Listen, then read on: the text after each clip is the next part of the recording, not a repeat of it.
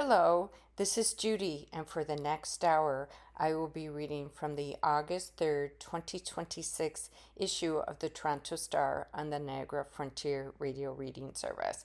I will do my best to pronounce all names and words correctly, yet please forgive me if I do not. And here is our first article. The title is Opioid Deaths Are Down, but Emergency Calls Are Spiking. Inside the Mystery Leaving Ontario Paramedics Flying Blind. A tranquilizer in Toronto street drugs that defies traditional overdose responses is adding to the strain on hospitals. And this article is written by Omar Mosleh, Mosleh, staff reporter. As a seasoned paramedic, Owen Van Dyke recalls when he could quickly decipher what drug a patient overdosed on. These days, it's a high-stakes process of elimination. Sometimes people are purposely combining different drugs, often fentanyl and methamphetamine. Frequently, it's because Toronto's opioid street supply is heavily contaminated with a triple threat of potent central nervous depressants that can quickly send a person's vitals into dangerous territory. Now we're always asking, what else are they on? Van Dyke says. We're kind of flying blind. First responders like Van Dyke, emergency physicians, and frontline workers are seeing a perplexing trend in Toronto. While overall opioid overdose deaths have dropped in the last 2 years, both locally and nationwide, non-fatal opioid-related emergency medical services (EMS) calls are spiking this year to some of the highest levels since 2021. Experts say the biggest factor is the predominance of an animal tranquilizer in street drugs called medetomidine, and that's medetomidine, medetomidine, known to leave people unconscious, unrousable, and with extremely low heart rates. As a result, some frontline workers say they need to call 911 more often than ever because traditional overdose response doesn't work with methamphetamine, often referred to as tranq, and that's TRANQ. First responders are arriving to more complex overdoses, while emergency physicians are seeing dangerous tranq withdrawals that often require patients to be kept longer or admitted to ICU, a convergence of factors wreaking havoc on our healthcare system. Van Dyke, a paramedic for 2 decades, says drug overdoses may account for 1 in 10 calls he responds to on a good day. On a bad day, he might spend half of his shift treating overdoses. In 2026, Toronto has seen a striking increase in suspected opioid overdoses, with non-fatal EMS calls peaking in April at 485, a 200% jump year over year and among the highest levels since 2021, the worst year for opioid-related deaths and hospitalizations on record. That spike continued into May and June, with call volumes remaining more than double 2025 levels and roughly on par with 2021. While fatal calls were down slightly in the first quarter of 2026, they surged 63% from April through June compared to the same period last year. Van Dyke said responding to overdoses is now more complex and resource intensive, but what's equally frustrating is a feeling that he's unable to really help people once he drops them off at the hospital. We want to be able to refer people to the care systems like residential drug treatment programs, but the system's just so overwhelmed, Van Dyke said. Sometimes it feels like we're in a losing battle. What is tranq, and why has it been a paradigm shift? Medetomidine, or rhino tranq, is an ultra-potent animal sedative that is not approved for human use. According to Toronto's Drug Checking Service's most recent report, it was located in 93% of expected fentanyl samples, drugs that were sold as or believed to be fentanyl.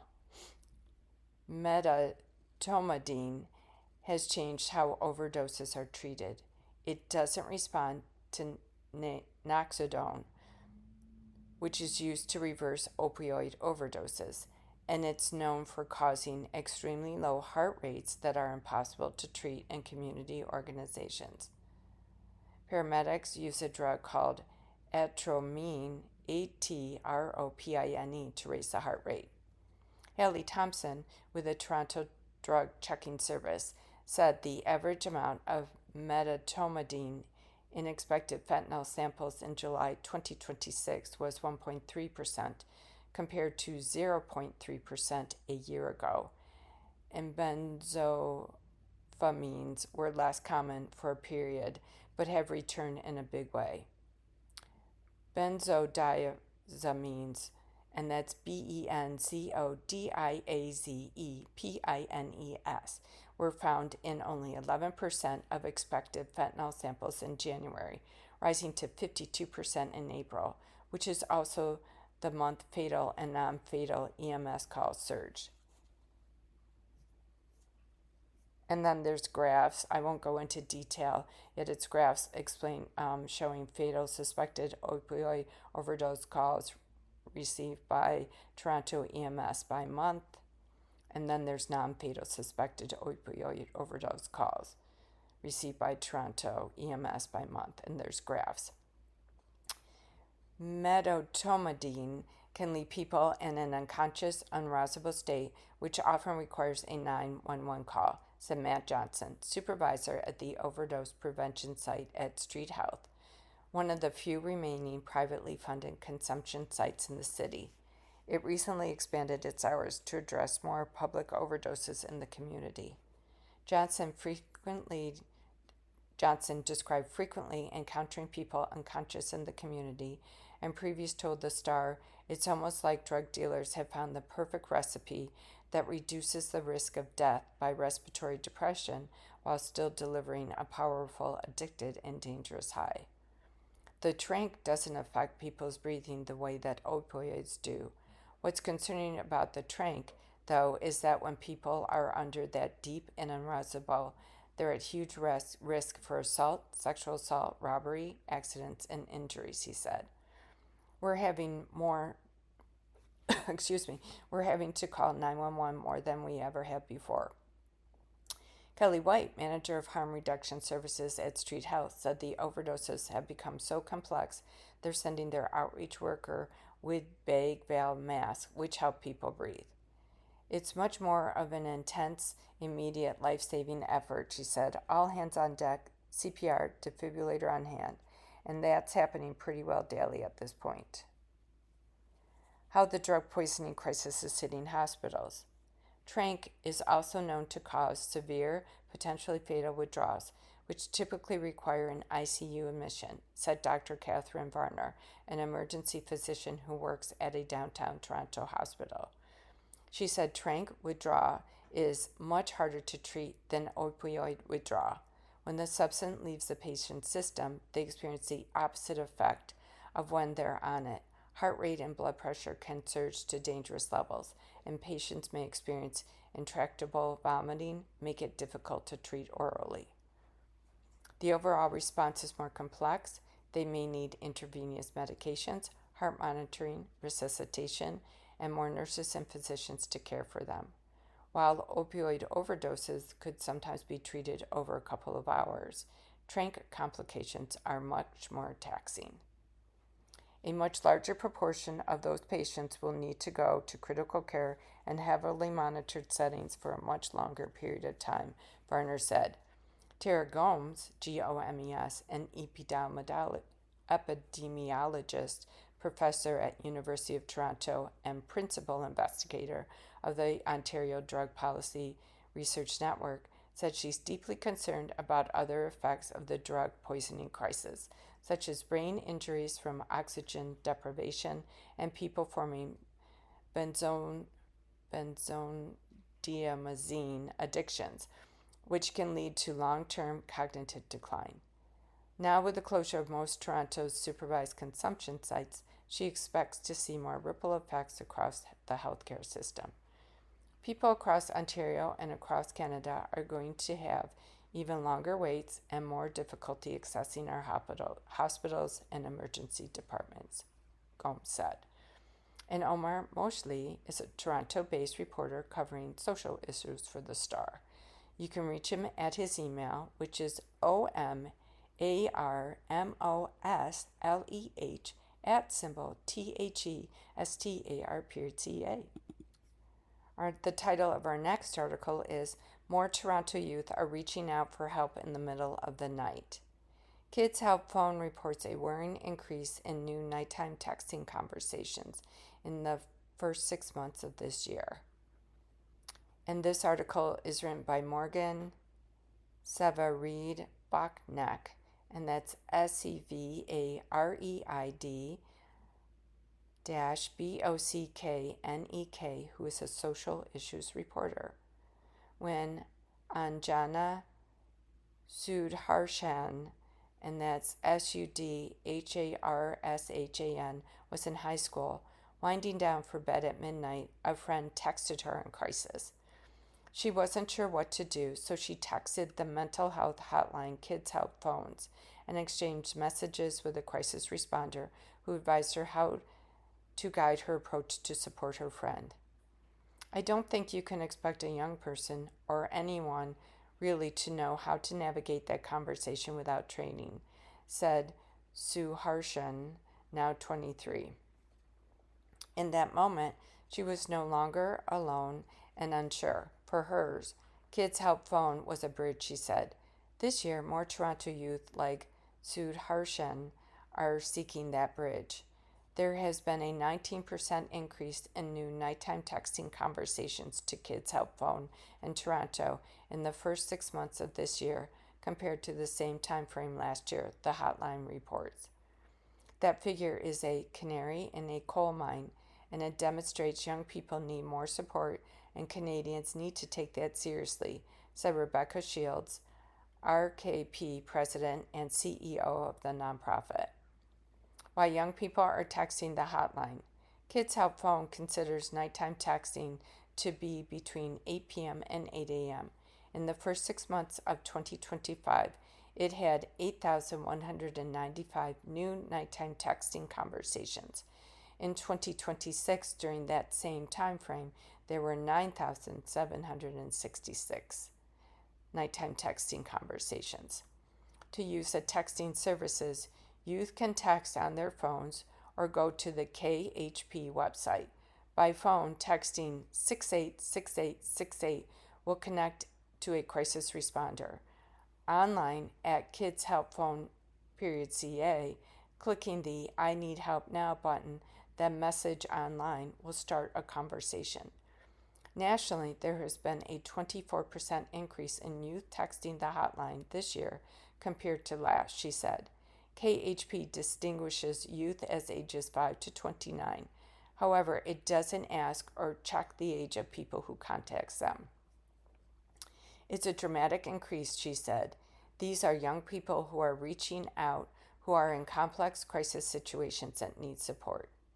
The top issues that young people text about, regardless of time of day, are anxiety and stress, which is 41%, relationships, 40%, depression, 29%, suicide, 25%, isolation, 22%, self-harm, 10%, grief, 4%, eating, body image, 4%. Young people do not have a lot of control in their lives, Shields said. KHP is also hearing from youth nationally that they are extremely worried about climate change. Lately, they are hearing from youth in Manitoba and British Columbia that they are concerned they will lose their homes to forest fires or floods. Nationally, they are struggling to find jobs. They are worried AI will take jobs they want away from them, and about how all of this will affect their futures. They struggle with social media and online gambling, internet bullying, and how it affects their relationships. How a Kids Help responder prepares. Donna Koznek, and that's CZOSNEK, is one of those responders. When she has a volunteer shift, she heads up to the third floor of her Toronto home and sits at her desk. On it sits a hand-painted card from another crisis responder that makes her feel connected to her fellow volunteers. Above her, a mobile from her former boss, and that's MOBILE, from a former boss that reminds her of his kindness and compassion. She reviews sheets of phrases and example messages she has put together that have helped her in tough moments. Sometimes it can be very overwhelming when you have a conversation come through, depending on the subject matter, she said. Next, she sets a goal for her shift to do the best she can. When she's connected to youth in crisis, Kosnek gives a warm greeting and her name, an alias for privacy reasons. She says she is here to listen and to support. She asks for context. She does a risk assessment. She asks for the caller's name, any name they want to use, and it goes from there. There's no such thing as a perfect conversation or a perfect texting exchange, and yet we do strive to always show up, with authentic determination and be our best self, Kosnek said. She does the work in memory of her brother, who lived with mental health challenges. Though she's had more than 2,000 conversations, it almost feels like it's the first one because you never know what's coming, she said. Kosnek said she is passionate about the work she does and stressed the importance of KHP being available anywhere in the country for youth at any time. Being listened to is probably one of the most profound experiences a person can experience, she said. Sue Harshen agrees. Because of the support KHP gave her, she got involved with the organization. Now she serves as co-chair of the Kids Help Phone National Youth Council and on the board of directors. She said she's not surprised by the increase of nighttime texting conversations and is glad the hotline is there for those who need it. If it's the middle of the night and you don't know who to talk to, there's someone you can turn to have a confidential conversation with that can then guide how you support other people, she said. Morgan Severid-Boknek is a Toronto-based investigative reporter for The Star. Our next article is WestJet and CUPE, C-U-P-E, reached tentative agreement ending job action flight disruptions. There is no word yet on when the airline's operations will get back up to speed after hundreds of flights were canceled over the weekend. And this article is written by the Canadian Press. WestJet and the union representing about 4,400 flight attendants reached a tentative contract agreement early Monday morning, ending a disruption to the airline's operations that left many travelers in limbo. The Canadian Union of Public Employees said in a news release that the tentative agreement will be presented to its members for a ratification vote. In the meantime, both the union's strike notice and the company's lockout notice are being withdrawn and flight attendants would return to work.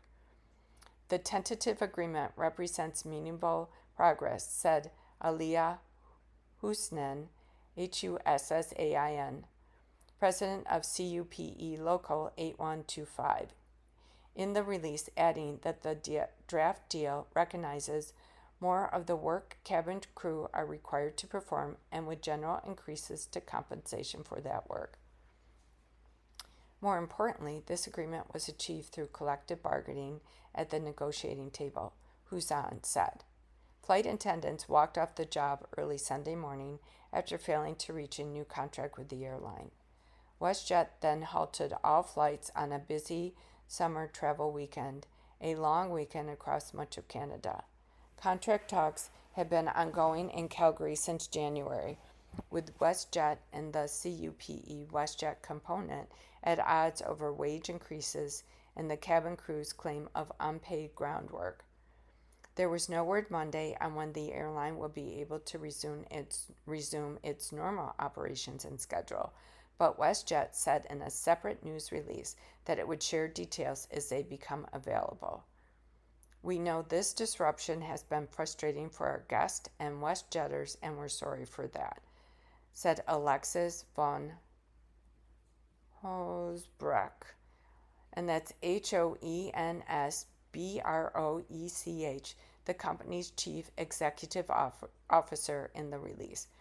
Our teams are working hard to restore service and get our guests on their way to their destinations as quickly as possible, and we appreciate everyone's patience as we get back to normal. His statement said the tentative deal recognizes the hard work and professionalism of the company's cabin crews. All WestJet flights out of the Toronto Pearson International Airport remain canceled as of Monday morning, said a post to the airport's account on the X social media platform. The post advised travelers to contact the airline directly. WestJet had been allowing passengers traveling between July 30th and August 4th to make a one-time change or cancellation with no fees in anticipation of the strike. The airline operates more than 600 flights per day, carrying legions of passengers, sometimes more than 70,000, according to the company. Patty Hajdu, Hadju, the federal minister of Jobs and Families, said she met with WestJet and Coop throughout their negotiations. The federal government and Canadians welcome the news that the parties have reached a deal together at the bargaining table, she said Monday morning to a post to X. The job action came less than a year after the issue of unpaid ground work sparked a strike by 10,000 flight attendants at Air Canada. In that case, Hajdu directed the company's labor board to order them back to work just hours after they walked off the job. The union defied the order, forcing Air Canada back to the bargaining table, where the parties hashed out a tentative deal. The move marked an extra-legal precedent that served as a warning to airline executives across the country for future negotiations. And this report by the Canadian Press was first published August 3rd, 2026. This is the title of our next article. What is investigative genetic genealogy? How DNA helped crack Toronto's most notorious cold cases. From the cases of Christine Jessop, and that's Jessop, to the Danforth lady, here are some of the city's brutal murders that were solved with the help of the tool. And this article is written by Sharika Kuthastaranki, and that's SHARANKIKULENTHIRASA, who is a staff reporter. The emergence of a powerful forensic tool has helped Toronto police crack some of the city's most high-profile cold cases in recent years, many of which were once thought unsolvable. On Thursday, police announced an arrest in the 2006 brutal murder of 21-year-old Patrick Santos, who was found bound and taped in the backyard of a Scarborough home. Last week, investigators revealed breakthroughs in two separate cases by identifying the remains of two women. What made these breakthroughs possible? Investigative genetic genealogy, which is also called IgG. You were looking for a needle in a haystack. IgG removes the haystacks and provides you with that needle, said Detective Sergeant Stephen Smith of the Homicide Unit's Cold Case Section at a news conference on Thursday. IgG is a relatively new tool that combines DNA analysis with the tracing of family history and research. A lab, typically U.S. company Othram, Othram, receives physical evidence or an existing DNA extract, which it then checks for suitability before starting the process. The lab then separates the DNA into a liquid so scientists can genotype hundreds of thousands of markers. Those markers are used to create a DNA profile, which is then submitted to genealogy databases, such as public databases like 23andMe and Ancestry.com, to find genetic matches. It was popularized after being used to solve the notorious Golden State Killer case, in which Joseph James DeAngelo, a retired police officer, was arrested in 2018 for a series of killings, rapes, and burglaries in the 1970s and 80s in California. Here are some of the cases that helped Toronto police crack. 2020, suspect identified in murder of Christine Jessop. JESSOP. Toronto police identified the suspected killer decades later using IgG in the notorious murder of 9-year-old Christine Jessup in 1984, a case that was known worldwide. Jessup's body was found dumped in a wooded area just north of the village of Sonia, Ontario, about 40 kilometers east of Queensville and East Gwillimbury, Gwillimbury, Ontario. Calvin Hoover, then 28 years old, was identified as a family friend who sexually assaulted and murdered Jessup, but did not face trial as he died of suicide in 2015. Toronto police arrested and charged 60-year-old Joseph George Sutherland from Moosonee, Moosonee, Ontario, with 2 counts of first-degree murder, almost 40 years after the rape and murders of 2 Toronto women, Susan Tice, 45, and Erin Gilmore, 22. In August 1983, Sutherland, who was then 21, broke into Tice's home, sexually assaulted her, stabbed her 13 times with a knife, causing her death. 4 months later, Sutherland broke into Gilmore's apartment, bound her hands and mouth, sexually assaulted her, and then stabbed her twice in the chest. Police arrested 50-year-old Ronald Gordon Ackerman for the first-degree murder in 2025, decades after the death of 24-year-old Donald Oglive, Oglive. The BC woman, who was 4 months pregnant at the time, was strangled in a downtown Toronto parking lot in March 1998.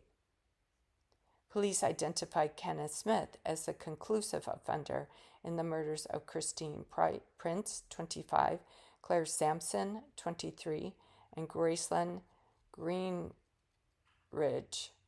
41, and that's Greenidge. Prince, a mother of 3 of a 3-year-old girl, was found face down in the shallows of the Rouge River in 1982. Sampson was found in a farmer's field in Ortho-Medonte, and that's Medonte Township, in north of Barrie, with gunshot wounds in 1983. Greenidge was found dead in a Toronto apartment with blunt force trauma in 1997. Police identified the remains of 2 women from separate incidents in 1995 and 2004 using IgG. An investigation began after remains of a woman were found buried beneath a building in the Danforth Avenue and Coxwell Avenue area on May 18, 1995. Then referred to as the Danforth Lady, the remains have been identified as Mary McLeod Moffat, Moffat, Nee Davison, who police believe was murdered decades earlier in April 1936 at the age of 31. Investigators identified Mary's husband, Andrew Lloyd Moffat, as a primary suspect. Andrew could not be charged as he died in 1985. Officers also identified the burned body of a 42-year-old woman in the passenger seat following a fire on Highway 401 in 2004. She was identified as Patsy Flora Legarde, also known as Legarde, Legarde. Sumi Kilfu Simon Habed, Habteab, 38, the driver of the vehicle, was convicted in 2006 of multiple charges including arson, endangering life, and indignity to a dead body. Toronto police arrested Pierre O'Connor, a 43-year-old Hamilton man, in connection with the September 2006 murder of Santos, who was bound at the wrists and ankles, beaten, tortured with a knife, and suffocated in the backyard of his Scarborough home. While IgG didn't point police directly to a suspect at first, they say the process opened up investigative leads that helped them identify a person of interest in 2025. And Sharanki Kulthantarasa is a staff reporter with The Star. You can reach her at her email, which is SKULENTHIRARASA ASA at symbol THESTAR.ca. And you are listening to a reading of articles and features from the Toronto Star on the Niagara Frontier Radio Reading Service. Next article is under amateur sports. Rowing Canada says the sport is open to everyone. Try telling that to the lightweights. And this article is written by Carrie Gillespie, Gillespie, who's a sports reporter. It's 5 a.m., an hour before sunrise, and rowers at the Henley Island Boathouse in St. Catharines are already hauling boats to the water and bracing for the crosswinds that will make this 2-hour training session even harder. By the time the sky brightens, the men's lightweight 8 are drilling their opening strokes. A fast start, they believe, could be key to success in the Royal Canadian Henley Regatta, which runs through August 9th. But while they train, the lightweight class that gave them a place to compete is being systemically dismantled, cut from the Olympics, restricted at the national level, and nearly gutted at the very regatta where it took root more than a century ago. Guys that have rowed lightweights their whole lives, every guy here is seeing their sport completely eliminated from the world of rowing, said Sawyer Dalton, standing with teammates from St. Catharines Rowing Club, lightweight 8s, after a training session. The International Olympic Committee has dropped lightweight rowing entirely for the 2028 Summer Olympics in Los Angeles to make room for beach sprints, which combine a short ocean row and a run in the sand. And Rowing Canada has been cutting support for years. The national body will bar under 19 rowers from lightweight competition starting in 2028, a move it says protects athletes' health and aligns with international trends.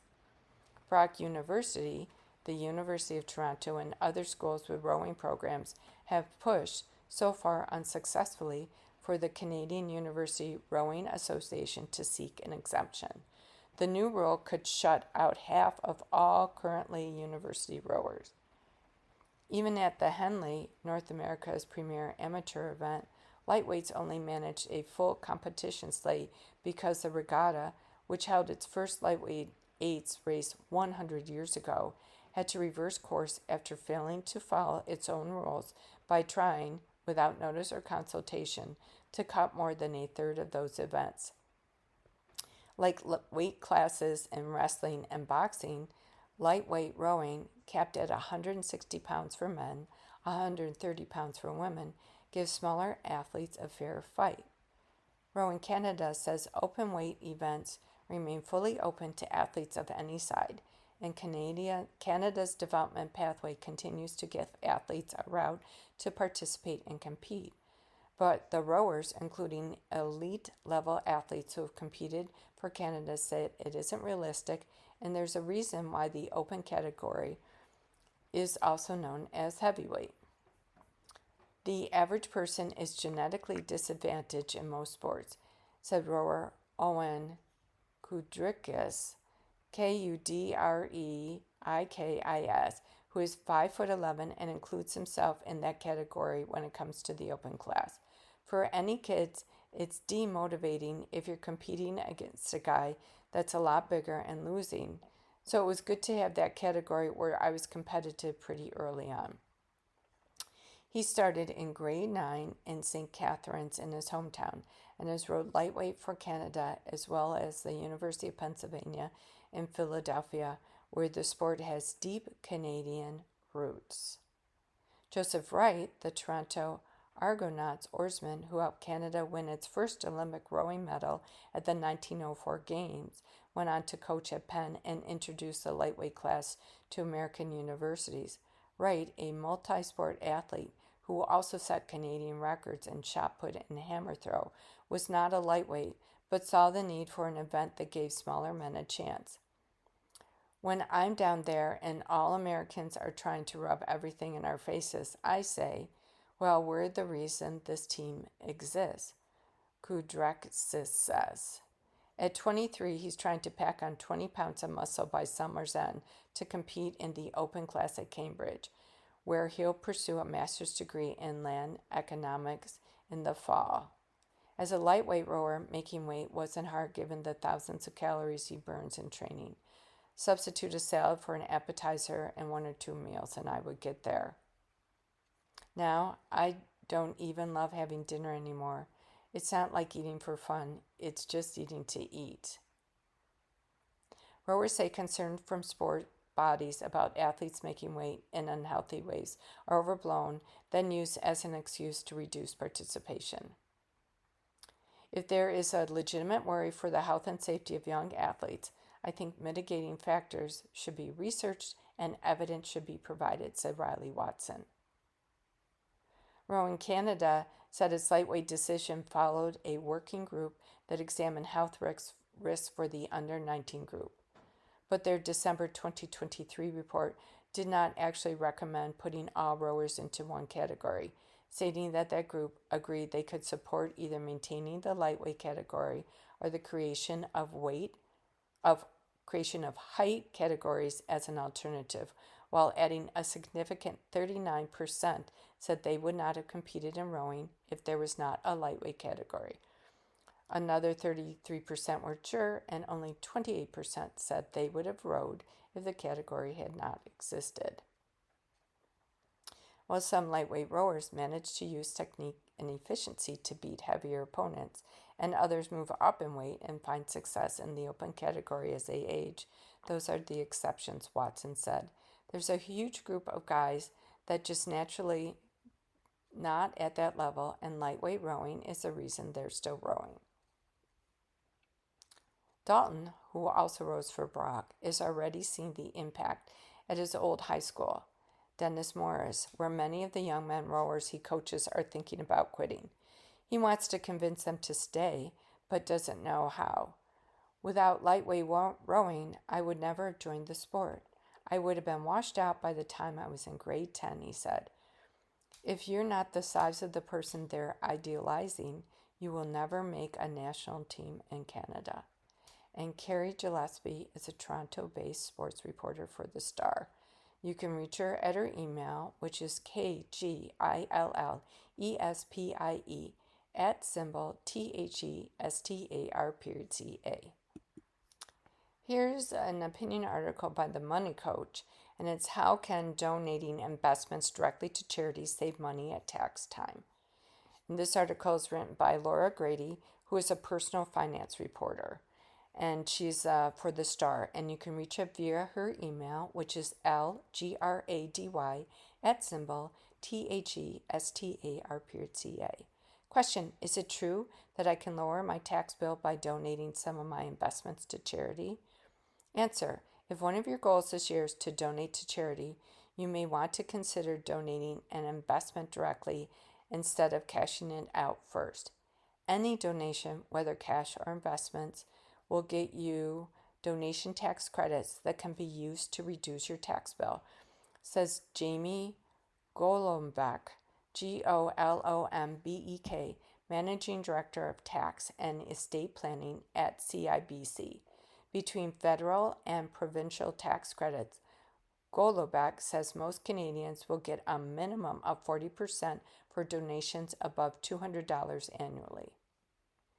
Donating an investment, known as donating in kind, that's gone up in value means you save capital gains tax, potentially making more money available to the charity. In-kind donations may allow you to avoid paying capital gains tax on any accrued gain on the investments you donated. Golombek says the Income Tax Act states that if you donate appreciated publicly traded securities, mutual funds, or segregated funds to a registered charity, your capital gain is considered zero for tax purposes. Let's say you bought shares for $333 and now they're worth $1,000. That's a gain of $667. If you sell those shares and your tax rate is 33%, you would have to pay around $110 in capital gains tax on 50% of the profit, leaving you with $890 after tax. If you donate the shares directly instead, you don't have to pay capital gains tax, which means you would get a donation receipt for the full $1,000.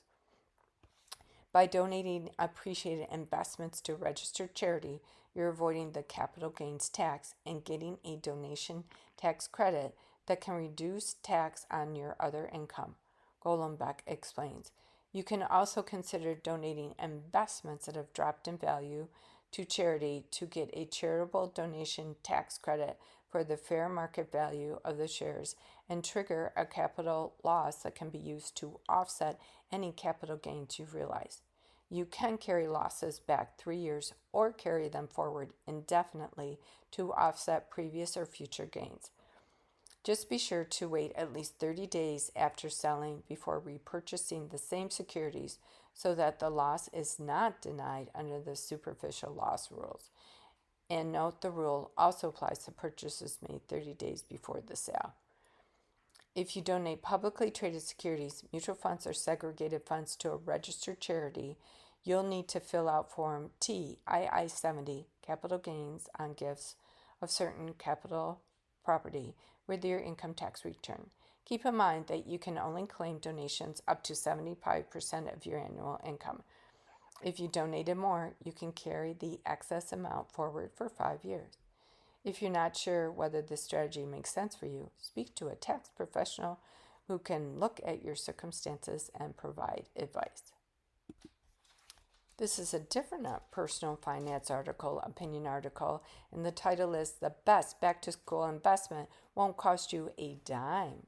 And this is written by Leslie Ann Skorgi, who is a contributing columnist, and she is a Toronto-based personal finance columnist for The Star. Every September, we invest hundreds, sometimes thousands of dollars preparing our children for another school year. We buy backpacks, binders, calculators, laptops, running shoes, because we want them to succeed in the classroom. But there's one subject they'll use every day for the rest of their lives that rarely make it on the curriculum: money. The good news is parents don't need to be financial experts or buy another workbook. Some of the best money lessons happen naturally in everyday moments, especially during back-to-school season when spending, planning, and decision-making are front and center. Think of this school year as an opportunity to add one more subject to your family's curriculum. Shopping teaches trades-offs. Back-to-school shopping is a perfect time to explain one of the most important financial lessons your child will ever learn. Every purchase comes with a trade-off. Choosing one thing means giving up something else because resources are finite for almost every family. Instead of simply filling the cart, involve your children in the decisions. Compare products together. Talk about quality versus price, as whether paying a little bit more today might mean replacing an item less often. These conversations help children understand that smart spending isn't about always choosing the cheapest option. It's about getting the best value. Lunches teach planning. Packing lunches isn't just about balanced nutrition. It's budgeting, reducing waste, and planning ahead. Invite your child to help plan a week's worth of lunches within a budget, or use what you already have before buying more groceries. They'll begin to see that thoughtful planning saves both money and stress, a lesson that will serve them long after they graduated. While you're at it, start packing lunches for yourself. It's one of the easiest ways to save hundreds of dollars over the course of a year. Allowance teaches cash flow. September feels like a fresh start, making it an ideal time to introduce or revisit an allowance, which is one of the best teaching tools I know. Whether your child receives a weekly allowance, earns money through chores, or has a part-time job, encourage them to divide what they are earning into spending, saving, and investing for slightly older kids, and giving. That's budgeting in its simplest form. Learning to manage a limited amount of money while the stakes are still small builds confidence before they're responsible for a paycheck, rent, or credit card. If you're looking for an easy way to start, try matching your child's weekly allowance to their age. A 6-year-old receives $6. A 12-year-old receives $12. Address the frequency or amount to fit your family's budget. Trends teach wants versus needs. Every school year brings a must-have item, whether it's the latest water bottle, running shoes, or backpack. Rather than automatically saying yes or no, ask a different question. Is this something you need for school or something you want because everyone else has it? Helping children pause before they buy teaches them to think independently instead of letting trends make financial decisions for them. One simple approach is to make a deal. Together, buy the essentials first, then decide whether there's room in the budget for the want. Technology teaches ownership. If your child is getting a new laptop, tablet, or phone this fall, don't stop at the purchase. Talk about how long you expect the device to last, how to protect it, what insurance or warranty covers, and what it would cost to replace it if it were lost or damaged. Caring for expensive belongings is every bit as important as buying them. Goals teach delayed gratification. School is built around goals, and money should be no different. Whether your child is saving for concert tickets, a new bike, driver's education, or university, help them create a simple plan. Break the goal into smaller milestones and let's celebrate progress along the way. In many ways, learning how to save is even more valuable than reaching the goal itself. We spend September preparing our children to succeed in math, science, and reading, but some of the most important lessons they'll learn this year won't come from a teacher or textbook. They'll come from watching how we earn, spend, save, give, plan, and talk about money at home. This school year, give your children one more lesson alongside everything else they're learning. Financial literacy isn't a separate subject. It's woven into everyday life, and there's no better time to start teaching it than right now. Our next article is under food and drink, and the title is A Torontonian Told His Baker they'd rather fly to France than pay $7.50 for a pastry. It started a heated discussion. And this article is written by Karon, and that's Karonliu, food reporter. It's a good rule to never read the online comments. When pastry chef Junelle, Junelle, Kasian, Casian, looked at the responses after a local food publication posted a video of her West Queen, West Bakery, Casales and Cole on Instagram last week. One user wrote in a since-deleted comment, they'd rather fly to France than pay $7.50 for her roasted corn, Kougin Aman, and that's Kougin -AMANN. The pastry, however, takes 3 days to make. The buttery dough is chilled overnight before it's laminated. The finicky process of rolling and folding layers of butter into dough over and over again so they rise into crisp, flaky layers in the oven. Sweet corn from Welsh Brothers near Brantford is roasted to intensify its flavor before steeping overnight in milk and cream for the pastry cream. Even the molds that shape the pastry into signature bloom cost $10 a piece. Junelle pinned a response on her bakery's Instagram page the next day, saying pastries and desserts are continually undervalued despite the skills required to make them. We love that people want to support local businesses, but supporting local also means recognizing the craftsmanship, quality ingredients, fair wages, and rising costs that go into making those products, she wrote.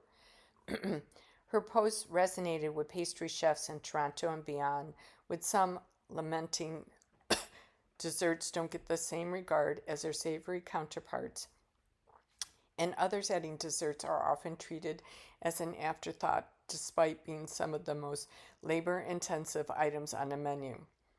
The debate over one $7.50 pastry exposed a broader question.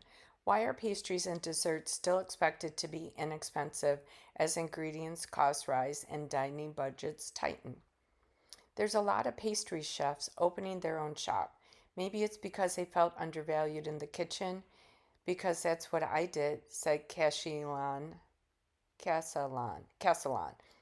who graduated from George Brown College before working at fine dining restaurants including Scaramucci, Centro, and Petit Four. I pushed 12 to 15-hour days and I learned a lot. There was one place where I was told I couldn't make a dessert because it was too complicated. Just make a compote. Put it on a cake and put it on a cake and add ice cream. But they also put out a 15-step salad for $35. So, what was my worth there? Former pastry chef Logan Prong remembers desserts often being the first thing restaurants gave away. About a third of the desserts sent out at the now closed Nota Bene were compiled for guests, he said, while the kitchen was struggling to charge more than $10 for dessert when pasta dishes cost 3 times as much. Or he later took over a Parkdale bakery in 2018, but closed it at the start of pandemic after his landlord sought a 40% rent increase. Around the same time, butter, dairy, and labor costs all climbed. There are all these layers that impacts the base price of things, says Prong, who now works in retail management. For Lion-born pastry chef Nadege Nourian, and that's Nadegeenourian, the comparison to France only goes so far. While pastries in Viennoiserie, and that's Viennoiserie, are more abundant there, with everything from inexpensive neighborhood bakeries to luxury patisseries. Baked goods are also more deeply woven into everyday culture. Restaurants invest more heavily in pastry programs, customers are more discerning, and better quality butter is both easier to find and less expensive. She points out that a plain croissant at her namesake patisserie costs $4.25, less than one from Starbucks, even though she uses higher fat butter from Sterling Creamery because supermarket butter simply won't produce the same result. We try to support the local economy. Even our packaging is made in Canada, said Nourian. Places like Castiles and Cole are a vital part of the city and what makes Toronto exciting. Fellow French-born pastry chef Rodney Allegunde, and that's Alleguede of Gautier, says Toronto's multiculturalism helps spread an appreciation for good pastries. We have customers who travel a lot to Europe and discover the local neighborhood bakeries in Paris, so they have a higher expectation in Toronto, he said. We have pastries better than in some places than the ones in France because we have to step up higher. That ambition persists despite shrinking dining budgets.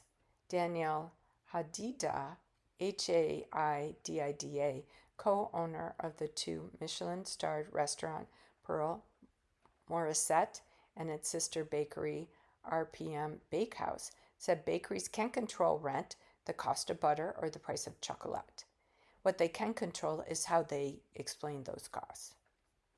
It sucks to be the face of political mismanagement and economic instability, he said, referring to a larger systemic issues affecting food systems and cost of living. What we owe our customers is storytelling and an explanation, he said, adding that there's a disconnect between how much restaurant owners think diners know about their industry and how much the average diner thinks they know about menu pricing. We have to find a way to fix that. When gas hits $2 a liter, the price of a Danish is going to go up, so let people know that. People are understanding if you talk to them in an honest way. He gives an example of a recent post from RPM Bakehouse's Instagram account that tracks the 24 hours required to make its house breakfast sandwich, a process that includes butchering whole pigs, collecting eggs from on-site farm, and mixing the dough for the buns the night before. Back at Castles and Cole, Cassian picks up the pastry that sparked the online debate. The golden brown Kugan Aman blooms from its mold like a flower, its crisp laminated layers giving way to a soft centered filled with roasted corn pastry cream. A plain version sells for $5, but the seasonal filling adds another full day of work to an already 3-day process. For Cassian, that's the point people often miss. Behind a pastry, that can disappear in a few bites. Sorry, let me begin again. Beyond a pastry that can disappear in a few bites are days of preparation, costly ingredients, and years of mastering techniques that are easy to overlook. And Kieran Liu is a Toronto based food reporter at The Star. You can reach him at his email, which is KARONLIU at symbol THESTAR.ca. You have been listening to a reading of articles and features from the August 3rd, 2026 issue of the Toronto Star on the Niagara Frontier Radio Reading Service. Your reader has been Judy, that's me, and it has been my pleasure and honor to read to you. I hope you have a most amazing day and take care of your wonderful selves, and thank you again so much for listening.